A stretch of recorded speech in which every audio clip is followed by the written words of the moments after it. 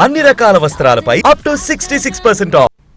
YCP నేతలు బరి తెగించి మాట్లాడుతున్నారని ఆరోపించారు మంత్రి కొల్లు రవీంద్ర. ఆ పార్టీ అధినేత వైఎస్ జగన్ కార్యకర్తలను కంట్రోల్ చేయలేని అసమర్థుడని మండిపడ్డారు. మాజీ మంత్రి పేర్ని నాని బియ్యం దొంగ అని ఆరోపించారు. నిరాధార ఆరోపణలు చేస్తున్న పేర్ని నానిపై చర్యలుంటాయని అన్నారు కొల్లు రవీంద్ర.